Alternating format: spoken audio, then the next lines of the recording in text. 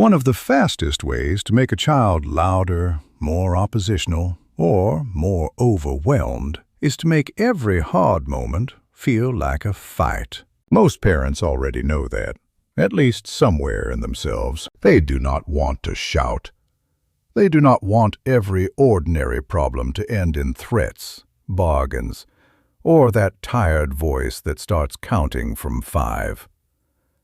But when the morning is running late, dinner is half finished, one shoe has vanished again, and a child suddenly refuses the easiest thing in the world, good intentions can disappear very quickly. That is why this matters. Because when people picture calm, disciplined children, they often imagine strict rules, hard consequences, or a child who just happens to be naturally easy.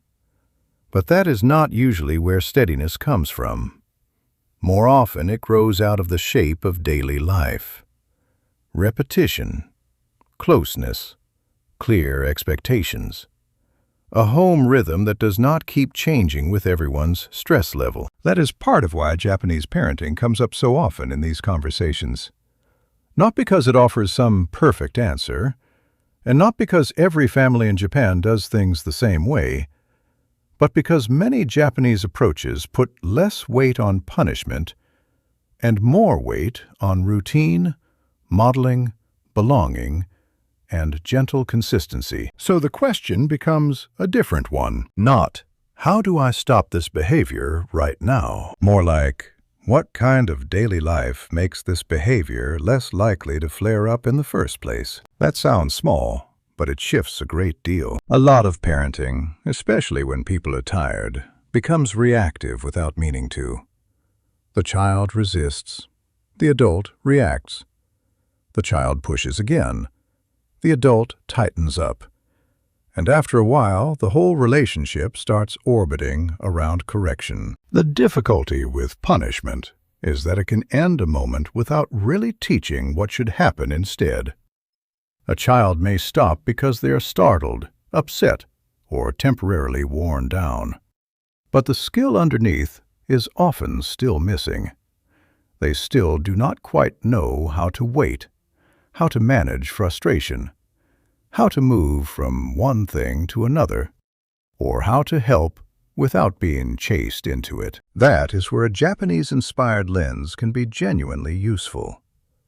It tends to look less at dramatic intervention and more at shaping ordinary life so that better behavior is easier to practice. Not perfect behavior, just more possible behavior. The first idea is that calm children usually grow inside calm systems. Not perfect homes, not endlessly patient parents.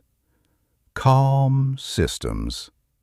A child finds it easier to do well when the day makes sense to them. When mornings tend to happen in the same order. When shoes live in one place. When meals come at roughly expected times. When there is a familiar rhythm for washing hands, tidying up, getting dressed, sitting down, going out, winding down. It sounds almost too simple, but simple is often what holds. Children spend a lot of energy moving through transitions. Adults do as well, though we forget that. But children feel those shifts very directly. Stop playing. Put that on. Come here. Not now. Hurry up. Sit down. Finish that. Time to go.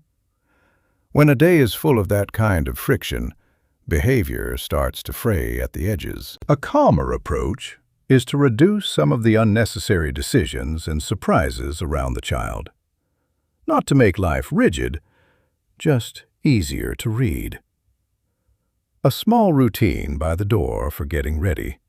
The same order before bed. A habit of putting the school bag in the same place each evening. A quick tidy before dinner. None of this is especially impressive. That is partly the point.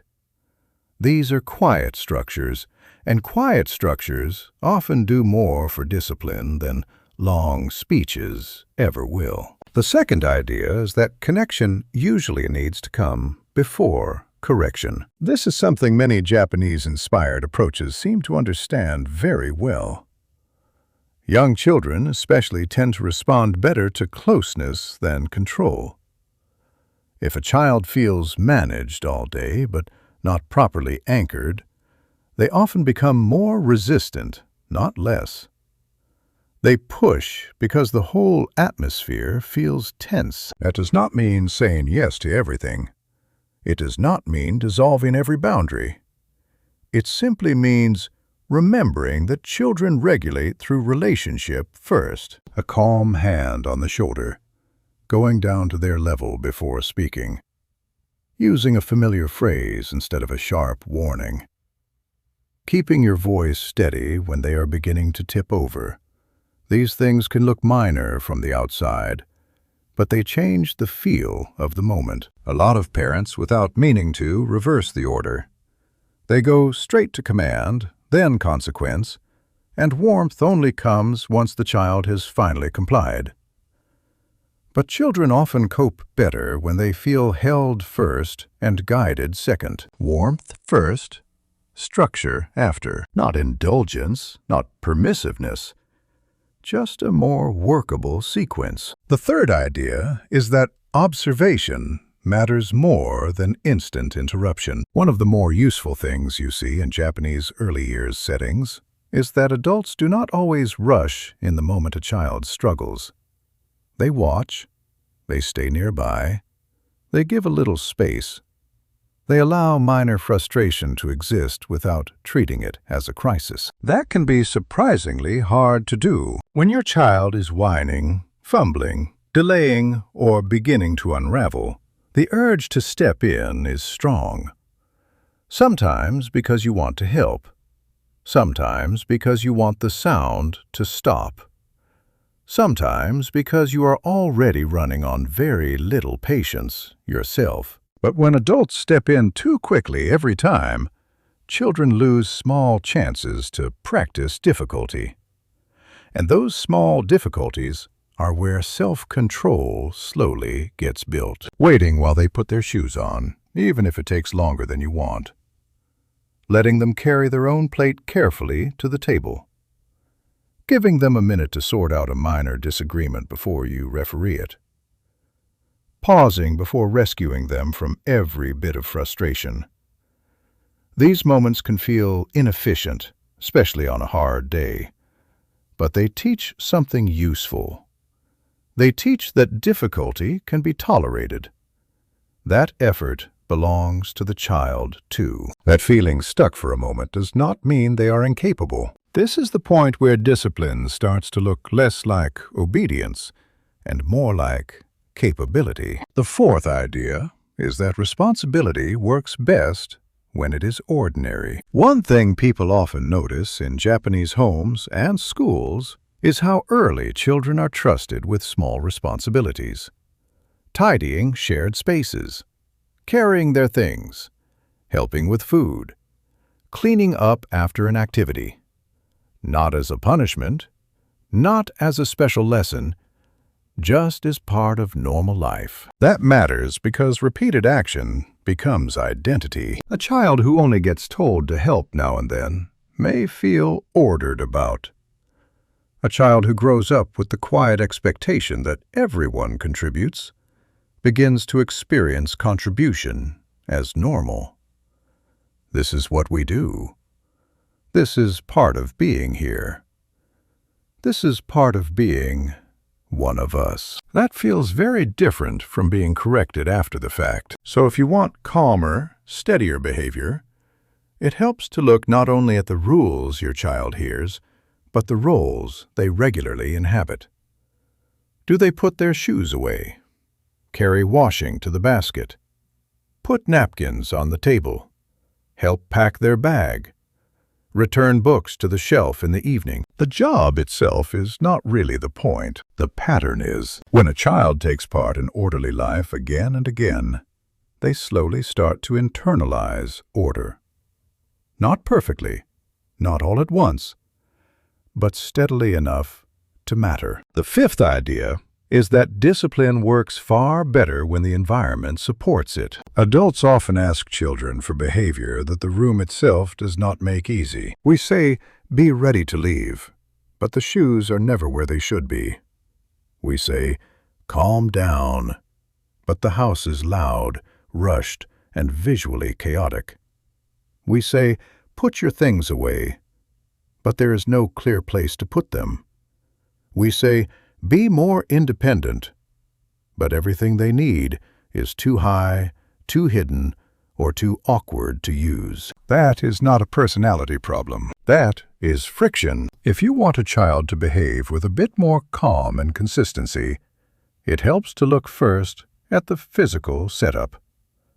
Hooks they can actually reach, a basket by the door, a shelf beside the bed with only the things needed at bedtime, a clear place for the school bag, a low drawer for getting dressed, fewer instructions shouted from another room, more cues built quietly into the space itself. This is where home organization and parenting overlap. You are not only tidying for the sake of appearance, you are shaping an environment that supports behavior. And the quieter that environment works, the less often you need to enforce what the room could have helped with in the first place. So what might this look like in real life? Usually it looks like taking one hard part of the day and making it smaller. Not better in theory, smaller in practice. If mornings are chaotic, do not begin with a complete parenting overhaul. Start with one tiny sequence. Bag by the door the night before. Shoes in one place. Coat on one hook. Breakfast items ready. The same order each morning for a week. If tidying up turns into a daily argument, do not wait for the room to become unmanageable. Try one short reset at the same time every day. 5 minutes before dinner. Just 2 categories. Books, back. Soft toys in the basket. Finished. If your child resists every transition, stop depending so heavily on repeated verbal instructions.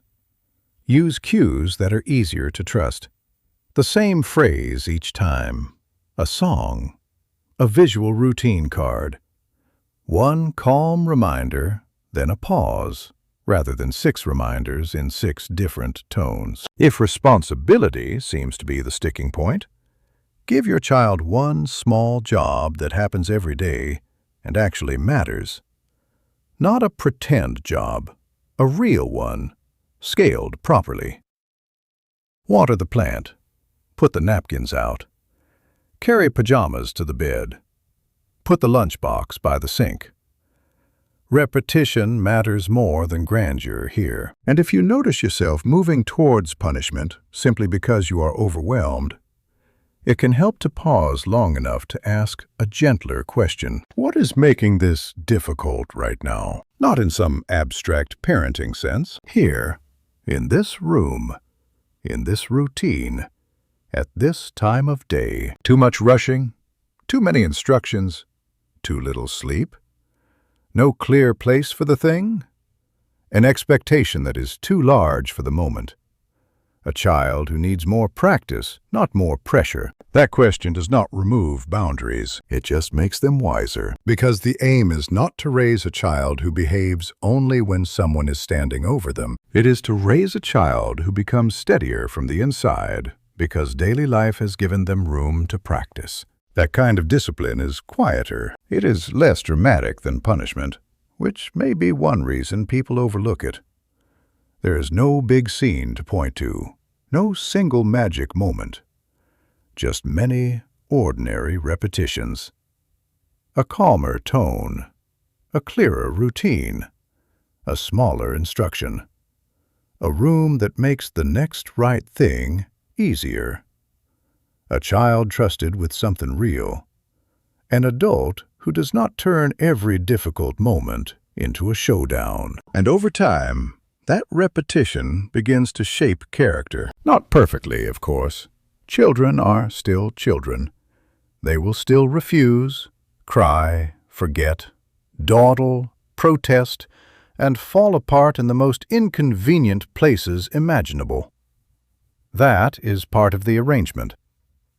But there is a real difference between a child who is constantly being corrected and a child who is steadily being formed. That difference is easy to miss when you are tired and halfway through a difficult week. But it matters. Because calm and discipline are rarely built through intensity. They are built through atmosphere, rhythm, expectation, and practice. And there is something hopeful in that. It means you do not need to become a harsher parent in order to raise a steadier child. You may need a calmer system instead.